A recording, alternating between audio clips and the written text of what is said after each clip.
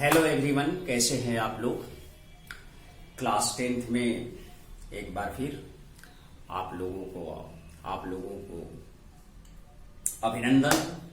मतलब कि हम लोग क्लास 10th का जो इलेक्ट्रिक करंट में प्रवेश कर चुके हैं। अब हम लोग धीरे धीरे अपने सिलेबस की ओर भी बढ़ते चलेंगे। जो ग्राउंड तैयार हो चुकी है, कल हम लोग देखा कि इलेक्ट्रिक करंट एक कैसे मेजर करते हैं, उसका डायरेक्शन क्या होता है, ये सारी चीजें हम लोगों ने देखा है। मेरे प्यारे विद्यार्थियों, इलेक्ट्रिक करंट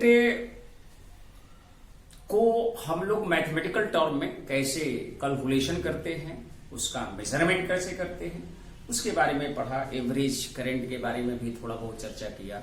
इंस्टेंटेनियस करंट के बारे में भी I = dq/dt से हम लोगों ने बात किया। डायरेक्शन की बात किया, इलेक्ट्रिक फील्ड और पोटेंशियल से रिलेटेड चीजें भी उसमें देखे कि कैसे इन्वॉल्व हो रही है।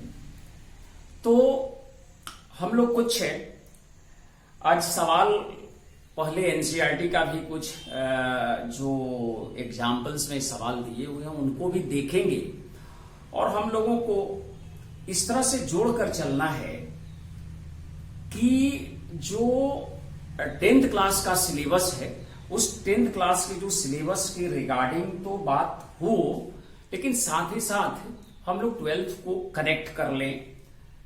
क्योंकि जितना क्लियरिटी आपको वहां से जोड़कर मिलने वाली है, उतना क्लियरिटी केवल हम 10th के सिलेबस को फोकस कर दें तो नहीं मिल पाएगी। और सभी के सभी विद्यार्थी इंटरेस्टेड ये हैं कि जेई में या मेडिकल डिविजन्स में तैयारी करें हम लोग और अच्छी तरह से देखें। और बहुत सारे स्टूडेंट्स की क्वेरी भी आ रही है कि sir please humble request to 12th class का भी कुछ बनाएं आप चीजें को, क्योंकि जो आपकी टेक्निक है वो टेक्निक बहुत ही सराहनीय है। ये मैं नहीं बोलता, मतलब बच्चे ने इस तरह से बताया है। तो भी काम होगा, धीरे धीरे प्रोसेस में सब कुछ चीजें होगी। अभी 11th की जो वीडियो है वो भी बन तो रही है, लेकिन अपलोडिंग में नहीं हो पा रही है, बहुत सारी समस्याएं आ रही है। मेरे प्यारे विद्यार्थियों, हम लोग अपने काम को आगे बढ़ाते हुए आगे चलें। तो एनसीईआरटी का जो सवाल है उसमें एक सवाल हम लोग करेंगे। किस तरह से आप नोट करें सवाल को। इसमें अ करंट ऑफ 0.5 एम्पियर सवाल लिखे हम लोग, कि एक एनसीईआरटी का सवाल हम लोग लिखे, एग्जाम्पल से आज करते हैं हम लोग। सवाल है कि a current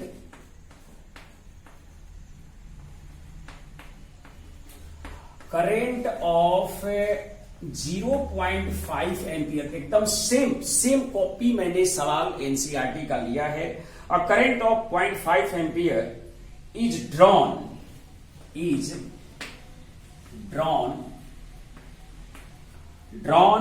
by a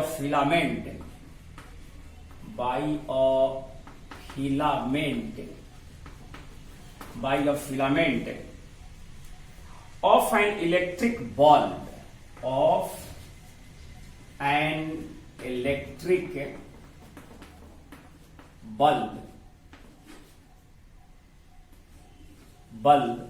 of an electric bulb for 10 minutes.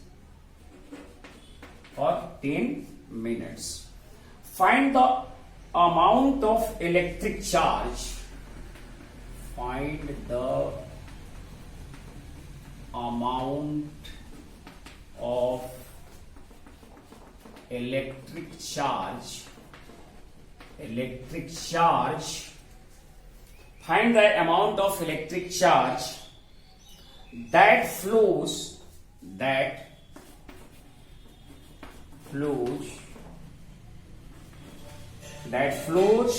through the circuit.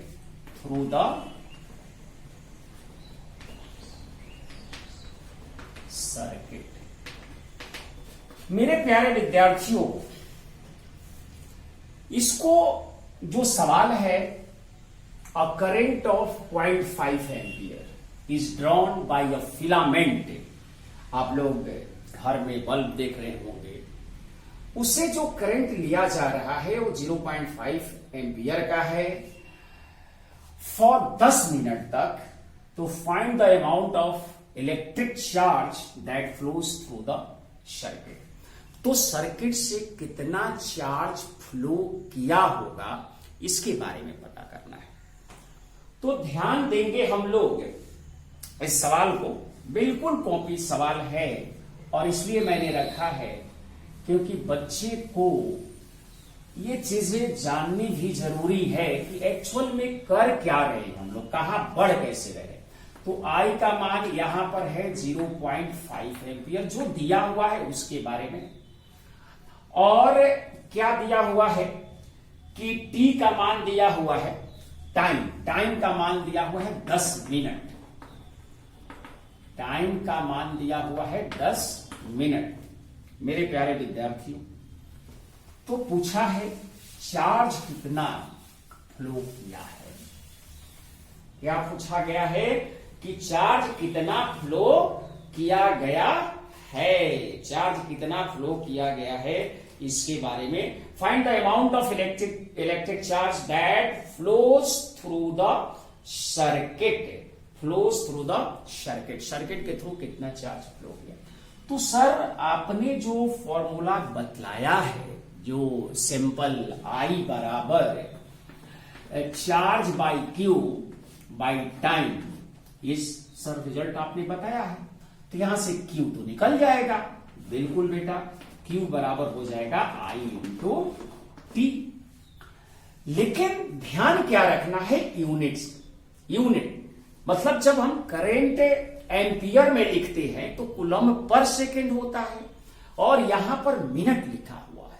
क्या लिखा हुआ है? तो सर इसमें क्या है, इसको बदल लेते हैं सेकेंड में. तो 10 इंटू 60 ये कितना हो जाएगा, 600 सेकेंड. बिल्कुल. अब बेटा चार्ज जो आएगा वो आपका कूलम में आ जाएगा. मीन्स आई का मान कितना है? आई का मान सर 0.5 है, 0.5, और टाइम का मान सर 600 सेकेंड लिखना पड़ेगा. 600 सेकेंड जब लिखोगे तो अगर आप इसको सॉल्व करोगे तो 6 5 जा 30 हो गया, और कितना जीरो, 2 जीरो और है तो 2 जीरो कर दिया इसमें. लेकिन पॉइंट जो है 1 डिजिट के बाद मतलब यहां आएगा, मतलब 300 कूलम. 300 कूलम. मेरे प्यारे विद्यार्थियों, सवाल इतना ही दिया हुआ है, लेकिन हम लोग कॉन्सेप्चुअली अगर सही डायरेक्शन में चल रहे हैं तो मेरा अपना अनुभव कहता है कि ये जो 300 कूलम चार्ज फ्लो किया है, ये तो आंसर हो गया, ये सवाल का आंसर खत्म हो गया 300 कूलम. अब मैंने इसमें कुछ जोड़ा. क्या जोड़ा कि ड्यूरिंग दिस टाइम जो ये चार्ज फ्लो किया, तो उस टाइम में इस चार्ज के कॉरिस्पॉन्डिंग कितने नंबर ऑफ इलेक्ट्रॉन्स फ्लो किए होंगे. Means number of electrons. इसी में सवाल को हमने पॉइंट को वहीं से रेज किया है. तो नंबर ऑफ इलेक्ट्रॉन्स मतलब ये 300 कूलम. तो आप रिकैप करो कि जो मैंने पढ़ाया था बेसिक का कितना इंपॉर्टेंस है बेटा. यही चीज को मैं आपको फील कराना चाहता हूं. चीजें को अच्छी तरह से फील हो तो ज्यादा से ज्यादा आप मैटर को समझ पाएंगे और अपने लाइफ में जो तैयारी के पीरियड में उसके इस्तेमाल भी अच्छी तरह से कर पाएंगे. मेरे प्यारे विद्यार्थियों, तो सर 300 कूलम की जो बात है इसमें आप ये कहना चाहते हैं कि इसमें नंबर ऑफ इलेक्ट्रॉन्स की जो संख्या है वो क्या है, कितना मतलब जो है ये ट्रांसफर माने नंबर ऑफ इलेक्ट्रॉन्स जो है चला होगा, इस पर कुछ बातें करने वाले हम लोग. तो फॉर्मूला में हम लोगों ने Q बराबर N इंटू ई. एन का मान मैंने बताया 0 हो सकता है, +-1 हो सकता है, +-2 हो सकता है, कुछ भी हो सकता है, ऐसा समझेंगे। अगर हम लोग यहां +-n ही लिखते हैं तो एन का मान 0, 1, 2, 3, 4, 5, 6 ऐसा बोलते हैं हम लोग। वेरी नाइस सर, बहुत पहले से हम लोग जान चुके हैं इस चीज को। ये 300 कूलम, 300 कूलम है और n इंटू ई का मान 1.6 इंटू 10⁻⁻19 कूलम। तो यहां से n की वैल्यू निकल जाएगी 300 डिवाइडेड बाई 1.6 इंटू 10⁻⁻19। हमने बेटा आपको बताया है कि 300 यहां पर 1/1.6 इंटू 10⁻⁻19 का जो वैल्यू आता था वो क्या आता था, 6.25 इंटू 10⁻18 ये आता था। हाँ सर, ये तो पहले से भी आप बता चुके हैं। मतलब कि जो हमने 625 करोड़ अरब की बात किया था, उसमें आपको ये चीज ध्यान में दिलाना कि आप उस वीडियो को देखेंगे तो बिल्कुल फील सा नजर आएगा। मतलब सर यहां पर जो n का मान है, वो n का मान आप ये कहना चाहते हैं कि जो नंबर ऑफ इलेक्ट्रॉन्स फ्लो किया होगा वो 300 इंटू 6.25 इंटू 10⁻18। यस बेटा, यस मैं यही कहना चाहता हूं। मतलब क्या सर कि 6.25 इंटू 3 कर दिया 10⁻2 और 10⁻18 मिलकर 10⁻20 कर सकते हैं। 10 के पावर कितना कर सकते हैं, 20 कर सकते हैं, या 625 भी यहां लिख सकते हैं 18 में। चलो ये कोई बात नहीं, जैसा करें आप उसके लिए कैलकुलेशन ध्यान रखना है। 3 से 5 जा 15 और 3 2 जा 6 और एक जो कैरी है 7 आ गया और ये कितना हो जाएगा 18.75 यही इंटू 10⁻20 इलेक्ट्रॉन्स जो है इस इंटरवल में ट्रांसफर हुए, इस इंटरवल में ट्रांसफर। अच्छा सर ये बात था, यस ये बात था। मैं आपको एनसीईआरटी की सवाल को रखा और जो वो पूछा वो मैंने बताया भी, उसमें सॉल्व रिवील किया हुआ है, लेकिन हमने अपने से इसमें नंबर ऑफ इलेक्ट्रॉन्स की जो कहानी बनाई पूछी वो आपके सामने है। तो हर पॉइंट एनसीईआरटी एक ऐसी बुक है जो सही तरीके से अगर स्टडी की जाए तो आपको इतना भरपूर मात्रा में जो क्लास 10th का लेवल है उसको सही मात्रा में ज्ञान होगा। हम लोग थोड़ी बहुत जो चीजें को कनेक्ट करने का प्रयास कर रहे हैं, इसका मतलब ये नहीं है बेटा कि एनसीईआरटी को हम लोग देख नहीं रहे। हम लोग एनसीईआरटी पर फुल डेडिकेशन से काम करते हैं, चाहे 11th क्लास वाला हो, चाहे 12th क्लास वाला हो, चाहे 9th हो, चाहे 10th हो। दोनों को, चारों बुक को ध्यान में रखकर पूरी तरह से अपनी एक्सपीरियंस जो हमने सीखा है डिफरेंट बुकों से, उसका उस सब का हम लोग कुछ मिला जुला करके एक नया रास्ता तैयार करने का प्रयास कर रहे हैं। ठीक है सर, बहुत अच्छा लग रहा है, आगे और हम लोगों को कुछ सिखलाइए। ठीक है बेटा, और अगला सवाल एक और हम लोग करेंगे जो एनसीईआरटी से ही है, वो भी सवाल आप देख सकते हैं। उस सवाल को भी मेरे प्यारे विद्यार्थियों, आपने सीखा है इलेक्ट्रिक के पोटेंशियल के बारे में, पोटेंशियल डिफरेंस के बारे में। तो एक सवाल है कि हाउ मच, सवाल लिखेंगे हम लोग कि सवाल लिखते हैं, सवाल लिख कर ही काम करें। How much work is done, how much work is done, how much work is done in a moving a charge, in moving charge, in moving a charge of 2 coulomb of 2 coulomb across 2 points, across 2 points having a potential difference,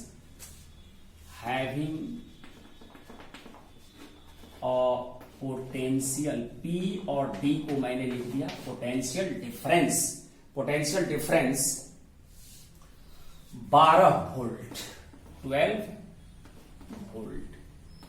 ये सवाल है बेटा, यहां question mark दिया है, how much work is done.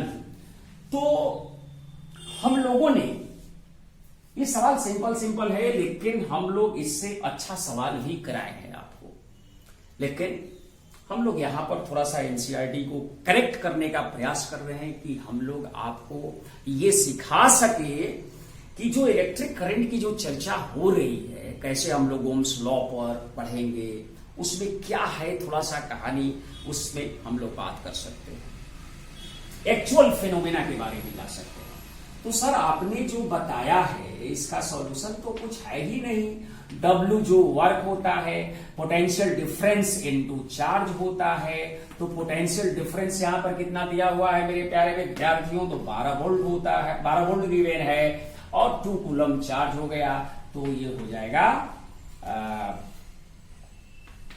24 joule.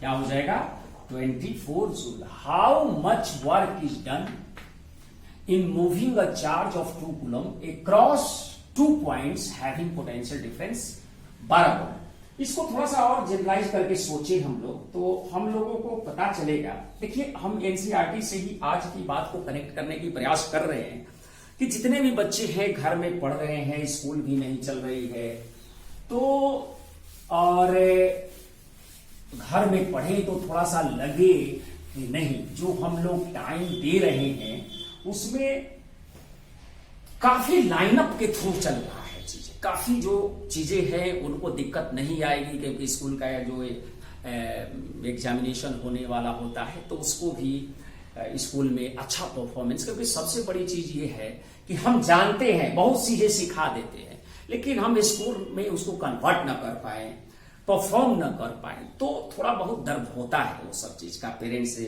भी कुछ चीजें सुननी पड़ती है, तो चीज ना हो, धीरे धीरे हम लोग एनसीईआरटी का सारा सवाल भी यहां पर करेंगे जो जिस लेवल का है, और थोड़ा सा लेवल को बढ़ाकर भी काम करेंगे, ये ध्यान में रखना होगा आप लोगों को। जैसे यहां पर 2 पॉइंट का पोटेंशियल डिफरेंस बोला है, तो मेरे प्यारे विद्यार्थियों मान लो A है और ये B है, तो 2 पॉइंट के बीच का जो पोटेंशियल डिफरेंस है A और B मीन्स हायर में से लोअर को घटाकर, कि वर्क डन क्या आया है, पोटेंशियल डिफरेंस जो है 24 जूल दिखाया गया है यहाँ पर, तो इस पॉइंट और इस पॉइंट का पोटेंशियल डिफरेंस कितना दिया हुआ है 12 वोल्ट। अब यहां से चार्ज यहां पर जा रहा है, तो फाइनल मतलब पोटेंशियल ज्यादा होगा और यहां पर थोड़ा कम होगा, तो उसका मान जो घटाएंगे फाइनल में से इनिशियल तो 12 वोल्ट। तो इसके लिए ऐसे भी समझ सकते हैं सर कि कहने का मतलब कि यहाँ 12 भी हो सकता है, यहाँ 24 वोल्ट भी हो सकता है। यस, डिफरेंस 12 वोल्ट होना चाहिए, डिफरेंस क्या होना चाहिए, और उस चार्ज को यहां से यहां तक ले जाएंगे तो उसमें हम लोग को वर्क इतना करना पड़ेगा। सर ये भी कह सकते हैं कि अगर यहाँ 50 वोल्ट है तो यहां पर 62 वोल्ट होना चाहिए, कुछ भी हो सकता है, डिफरेंस जो है आपका 24 वोल्ट। इस पॉइंट का पोटेंशियल डिफरेंस, 2 पॉइंट के बीच का पोटेंशियल डिफरेंस की बात हो रही है यहाँ। अच्छा सर, बिल्कुल समझ में आ गया। इस पर्टिकुलर पॉइंट का पोटेंशियल डिफरेंस आपको नहीं मालूम है, लेकिन इन दोनों पॉइंट के बीच में कितना का डिफरेंस है वो मालूम है। मेरे प्यारे विद्यार्थियों, हम लोग कुछ चीजें धीरे धीरे कनेक्ट करके हम लोग जो ओम्स लॉ की तरफ बढ़ने का प्रयास करेंगे, ये ओम्स लॉ की तरफ बढ़ने की प्रयास करेंगे। तो सर कुछ चीजें जो है हम लोग ये भी देखें कि जो सर्किट डायग्राम है, क्या है, सर्किट डायग्राम को कैसे हम लोग रिप्रेजेंट करते हैं, सर्किट को कैसे उसमें जो यूज होने वाले इक्विपमेंट हैं, जो इंस्ट्रूमेंट हैं, उसको क्या क्या सिंबल है, उस तरह की चीजें को थोड़ा बहुत बात करें हम लोग। इसके बाद जो है कुछ और चीजें हम लोग देखेंगे। मतलब कि सर्किट डायग्राम आपका अगला जो कहानी है सर्किट डायग्राम का है। तो सर्किट डायग्राम में जो इलेक्ट्रिक सर्किट होता है, क्या होता है, इलेक्ट्रिक सर्किट जो होता है वो क्लोज भी हो सकता है और ओपन सर्किट भी होता है। तो उस सर्किट में जो यूज होने वाले, जैसे कि बल्ब का कैसे हम लोग डिजाइन करेंगे, रेजिस्टेंस को कैसे दिखाएंगे, सर्किट में यूज होने वाले जो टर्म है जैसे सेल है उसको कैसे दिखाएंगे, बैटरी को कैसे दिखलाएंगे, ये सब कुछ चीजें जो है हम लोग पहले इलेक्ट्रिक सर्किट में समझेंगे। इलेक्ट्रिक सर्किट से रिलेटेड बात, इलेक्ट्रिक सर्किट। मेरे प्यारे विद्यार्थियों, मैं आपको बिल्कुल करंट के फील दिलाने की कोशिश करूंगा। आप ये मत सोचना कि सर जो है पूरी तरह से क्लास 10th पर अब आ चुके हैं, अब वही बताएंगे। मैं आपको 12th में होने वाली जितने भी टर्म है उसको कनेक्ट करके, मतलब ये मैं फील दिलाऊंगा कि किसी भी कंडक्टर में करंट कैसे हो रहा है। जनरली आप किसी कंडक्टर को देखोगे, थोड़ा सा कहानी तौर पर इस चीज को समझने का प्रयास करेंगे हम लोग। ये इलेक्ट्रिक सर्किट का एक तो डिजाइन है, सिंबल है, एनसीईआरटी में दिया हुआ है, वही चीज मैं यहां पर लिखूंगा और इसमें कुछ ज्यादा नहीं। लेकिन मैं जो करने जा रहा हूं वो क्या है कि किसी भी कंडक्टर, मतलब कि कंडक्टर के अंदर जो करंट चलता है उसमें जो इलेक्ट्रॉन का जो रोल है, बिना इलेक्ट्रॉन का तो होने वाला नहीं है इलेक्ट्रिक करंट।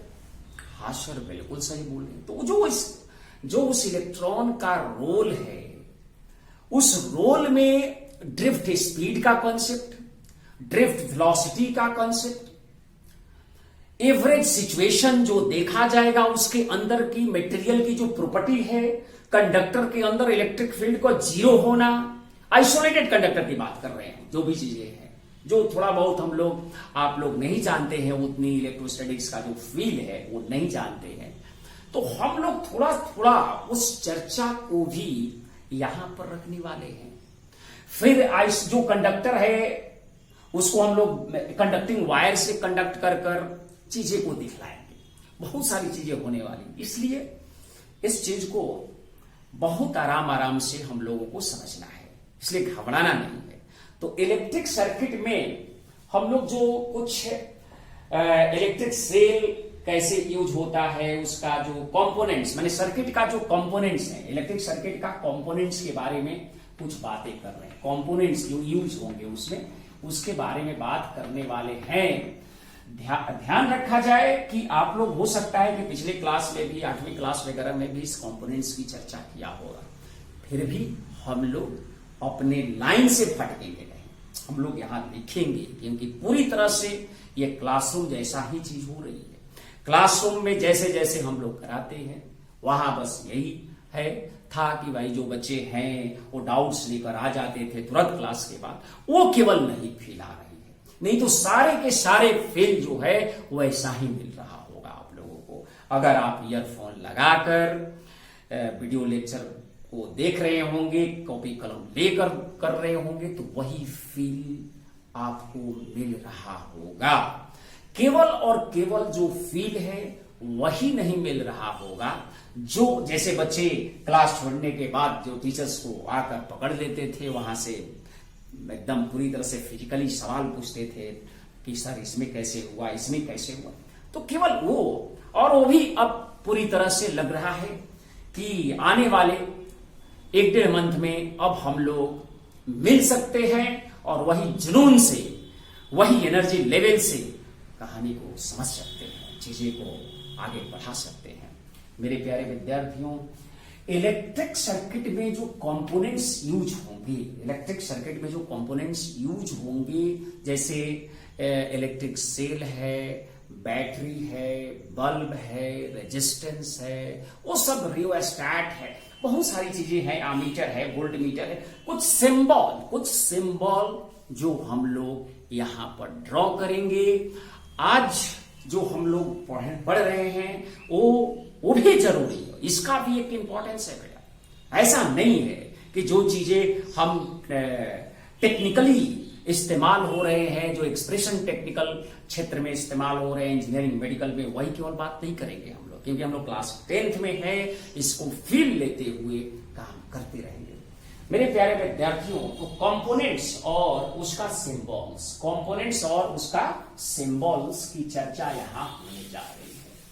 कंपोनेंट्स और उसका सिंबल, तो देखिए यहां पर हमने कंपोनेंट्स लिख देंगे, यहां पर ऐसे कंपोनेंट्स और इसी का सिंबल जो है यहां पर हम लोग सिंबल जो है यहां पर हम लोग दे देंगे। सिंबल, कंपोनेंट्स एंड सिंबल्स यहां पर लिख सकते हैं सिंबल। पहला कंपोनेंट आप लिखे मेरे प्यारे विद्यार्थियों कि इलेक्ट्रिक सेल को कैसे रिप्रेजेंट किया जाएगा। इलेक्ट्रिक सेल अगर सर्किट में लगा हुआ है तो उसको हम लोग कैसे सिंबल के फॉर्म में यूज करेंगे। मेरे प्यारे विद्यार्थियों, सेल के लिए हम लोग दो लाइंस बनाते हैं, एक बड़ा और दूसरा स्मॉल। बड़ा को प्लस से और छोटा को माइनस से, बड़ा डंडा और छोटा डंडा से इस्तेमाल करते हैं। ठीक है सर, ये तो समझ में आ गया। इलेक्ट्रिक सेल का आपने जो सिंबल है वो बिल्कुल पहले से भी हम लोग जानते थे सर, 8वीं क्लास में कुछ ना कुछ पढ़ा था इस तरह की बात। वेरी नाइस बेटा, वेल डन, बहुत अच्छा। अच्छा सर, दूसरा जो बैटरी का सिंबल हम लोग कैसे देंगे। बैटरी का सिंबल जो है वो ग्रुप ऑफ सेल्स, क्या बोलते हैं इसको हम लोग, ग्रुप ऑफ सेल्स को ही बैटरी बोला जाता है बेटा। अगर ऐसे ऐसे हम लोग बनाते हैं तो ये क्या होता है, ये इसको हम लोग बैटरी बोलते हैं। क्या बोलते हैं, बैटरी बोलते हैं। इस तरह से ये चीजें जो है ये बैटरी के नाम से, और एक सिंगल ग्रुप ऑफ सेल्स मिलकर बैटरी का निर्माण करते हैं, बैटरी का निर्माण कर सकते। ठीक है सर, प्लग की और स्विच जो है, प्लग की बोले चाहे स्विच बोले, प्लग की तीसरा सिंबल जो है प्लग की बोलते हैं या और स्विच भी बोलते हैं इसको। स्विच अगर ओपन है, स्विच क्या है, ओपन है, तो उसको हम लोग ऐसे यहां बिंदु नहीं देंगे। अगर ओपन है तो उसको हम लोग यहां पर बिंदु नहीं देंगे, और क्लोज है तो बिंदु दे देंगे। प्लग की और स्विच ओपन। नेक्स्ट पॉइंट लिख सकते हैं इसमें, प्लग की और स्विच जो है क्लोज्ड को आप सिंबल के फॉर्म में ऐसे समझेंगे। ये जो है आप ऐसे समझ। बिल्कुल सर, इतना तो बात समझ में आ गई सर हम लोग को। ये सिंबल पहले से भी जानते थे सर, इसमें कोई चीज। अच्छा सर, दो को सर्किट में वायर ज्वाइन कर रहा होगा, उसको कैसे हम लोग सिंबलाइज करेंगे। बिल्कुल बेटा, उसको भी समझना है हम लोगों को कि अगर ऐसा है तो हम लोग उसको कैसे समझेंगे। बिल्कुल बिल्कुल बिल्कुल, ये सिंबल्स तो रहेगा ही रहेगा, सिंबल्स रहेगा, यहां पर कंपोनेंट्स भी रहेंगे। अभी और आने वाले हैं 2-4 कंपोनेंट्स। ये कंपोनेंट्स है, ये सिंबल्स हैं, सिंबल्स हैं। क्या है वायर ज्वाइंट, एकदम वायर। नेक्स्ट पॉइंट, अगला पॉइंट जो भी हो उसको आप लिख सकते हैं नंबर बनाकर। वायर ज्वाइंट कैसे होता है, अगर वायर ज्वाइंट्स दिखाना है तो इसका सिंबल आप ऐसे कर कर और यहां पर ऐसे दिखा सकते हैं। अ वायर ज्वाइन करिए, a wire crossing without joining, a wire crossing without joining उसका भी symbol, a wire crossing without joining, ऐसा आप सोचें। तो इसके लिए कुछ ऐसा बनाना पड़ता है। ये आप ऐसे कीजिए और इसको थोड़ा सा ऐसे ऐसे कर दी, तो इसका मतलब है कि दोनों वायर एक दूसरे से टच में नहीं है, क्या तो ऊपर ऊपर निकल गए हैं चाहे नीचे नीचे निकल गए हैं, मतलब वायर ऐसे निकल गया होगा, वो कनेक्ट नहीं है एक दूसरे से, फिजिकली कांटेक्ट में नहीं है। ये सिंबल का मीनिंग होता है। मेरे प्यारे विद्यार्थियों, अगला सिंबल हम लोग इसमें देख सकते हैं कि इलेक्ट्रिक बल्ब के लिए जो सिंबल है, इलेक्ट्रिक बल्ब के लिए जो सिंबल है उसको हम लोग कैसे दें। इलेक्ट्रिक बल्ब का जो सिंबल है वो कुछ इस तरह से देना होता है। इसका ऐसे इस तरह से इलेक्ट्रिक बल्ब का सिंबल हो गया ये, या बल्ब बना भी सकते हैं, देख सकते हैं। इसके बाद और रजिस्टर और रेजिस्टेंस आर का, और रजिस्टर और रेजिस्टेंस का कैसे देंगे। और रजिस्टर है और रेजिस्टेंस, धीरे धीरे सबका क्लैरिटी मिलेगी। रेजिस्टेंस आर, रेजिस्टेंस का, उसको हम लोग कैसे देते हैं, इस तरह से सर्किट में ये चीज रहेगा। ये रेजिस्टेंस आर है, ये रेजिस्टेंस क्या है, आर है। वेरिएबल रेजिस्टेंस और रियोस्टैट का सिंबल कैसे देते हैं, ये भी देखना होगा हम लोगों को।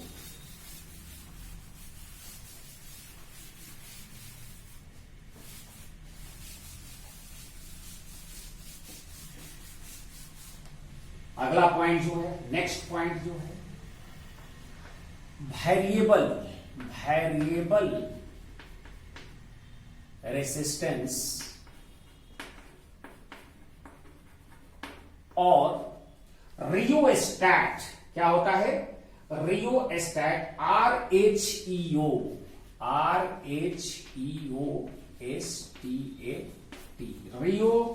STAT, रियोस्टैट का सिंबल जो है हम लोग ऐसे देंगे।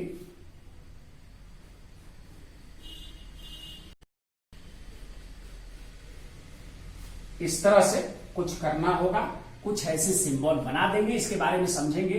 या कुछ ऐसे भी लोग देते हैं और ऐसे किताबों में भी मिलेगा आपको, और देकर आप ऐसे समझ लें, ऐसे ऐसे हम लोग बताएंगे। इस पर IIT में भी सवाल आया था इस तरह से, इसको भी सिंबलाइज्ड करते हैं हम लोग।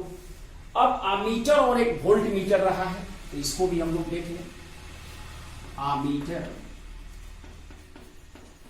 आमीटर का सिंबल ऐसे सर्किट में हम लोग देंगे, और वोल्ट मीटर का भी सिंबल जो है ऐसे हम लोग दे सकते हैं। Volt meter ammeter, volt meter ammeter, जैसे कनेक्शन होगा उस हिसाब से हम लोग ये दिखाते हैं। प्लस माइनस का वो तो कनेक्शन के हिसाब से दिखा जाएगा कैसे कनेक्ट किया गया है, इस तरह से वोल्ट मीटर का। तो ये बेटा रहा, ये क्या रहा, ये रहा कि हम लोग जो सर्किट में यूज करने वाले हैं, इलेक्ट्रिक सर्किट में जो कंपोनेंट्स यूज करने वाले हैं, उसी का एक सिंबल, रिप्रेजेंटेशन, शो, ये सब करते हैं हम लोग इस तरह से। इसलिए वेरी वेरी इंपॉर्टेंट है, जो आप पहले से जानते हैं उसी के बारे में मैंने बताया। अच्छा, सर्किट में तैयार होता है तो उसके साथ कनेक्टिंग वायर होते हैं, बहुत सारी चीजें होगी, वो कहानी के दौरान हम लोग समझेंगे। अब एक्चुअल जो है ये तो मैंने बता दिया आपको चीजें की कैसे होगा। मेरे प्यारे विद्यार्थियों, आप ऐसा समझो कि जब किसी भी कंडक्टर से करंट शुरू होगा तो जनरल जो कंडक्टर हम लोग जो देखते हैं, कोई भी आइसोलेटेड कंडक्टर की कहानी, कोई भी मान लो कंडक्टर है, मतलब कि हम लोग का अब सेंस है कि सर्किट में करंट बहाने के लिए जो भी रिक्वायरमेंट्स पैरामीटर थी उसको डिफाइन कर चुके हैं। अब उसकी मैकेनिज्म्स को समझने का प्रयास करेंगे कि ये जो चीजें हो रही है और जो हमने फंडामेंटल पैरामीटर्स को समझा है उसका सपोर्ट इसमें कैसे मिल रहा है। जैसे कोई वायर है आपके पास, आइसोलेटेड वायर, ध्यान रखा जाए आइसोलेटेड मान लो कोई वायर है या कंडक्टर है, इस तरह से इसकी नेक्स्ट लेक्चर में ज्यादा सा क्लैरिफिकेशन हम करने वाले हैं। तो किसी भी कंडक्टर में आप लोग नहीं जानते होंगे, आइसोलेटेड कंडक्टर की हम बात कर रहे हैं, कैसा कंडक्टर है यहां लिख देते हैं आइसोलेटेड कंडक्टर। अभी फिलहाल थोड़ा सा हम अब आइसोलेटेड कंडक्टर है ये बात करने वाले हैं, मतलब कि क्लासिकल थ्योरी डील करने वाले हैं करंट का, कैसे होता है करंट, इलेक्ट्रॉन कैसे सिपाही की तरह होते हैं, उस सब की कहानी अब चलेगी, जिसका ज्यादा से ज्यादा अगले क्लास में इसकी विजुअलाइजेशन होगी। आज हमने थोड़ा सा इसके बारे में चर्चा करने वाले हैं। थोड़ा सा चर्चा इन द सेंस ऐसे समझे कि कोई भी कंडक्टर है तो उसके पास फ्री इलेक्ट्रॉन्स होते हैं मेरे प्यारे विद्यार्थियों, और जो फ्री इलेक्ट्रॉन है वो एकदम जिगजाग गैस के मॉलिक्यूल की तरह से एकदम ऐसे ऐसे ऐसे चलते रहते होंगे, इसीलिए उसमें कोई नेट करंट का कोई फीलिंग नहीं आती है जब आप किसी मेटेलिक मटेरियल को टच करते हो, तो जितना इधर उतना इधर ऐसे ऐसे निकल जाकर नेट इफेक्ट जीरो होता है। तो सर मतलब क्या है कि करंट होने के लिए इलेक्ट्रॉन का जो रैंडम मोशन है उस रैंडम मोशन को कैसे हम लोग सर उसको एक एनालॉगस तरीके से समझने का प्रयास करेंगे कि वो कैसे इलेक्ट्रॉन जो है पूरी तरह से एक लाइनमेंट में आकर इलेक्ट्रिक करंट बनाने में सपोर्ट करेगा।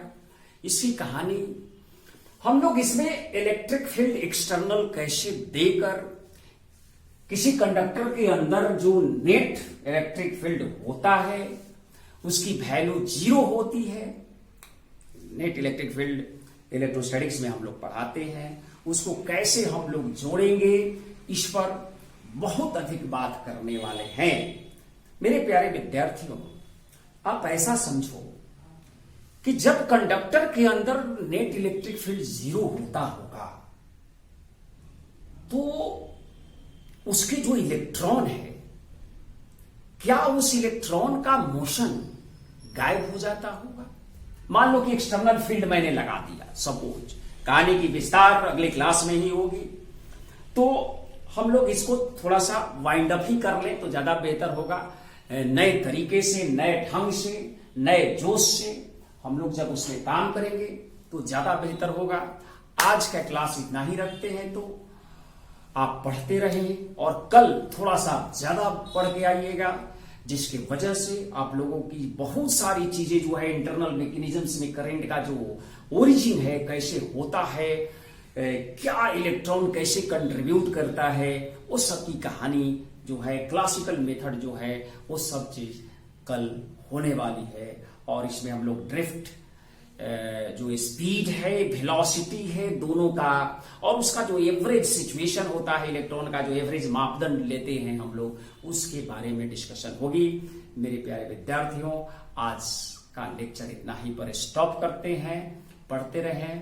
थैंक यू, धन्यवाद।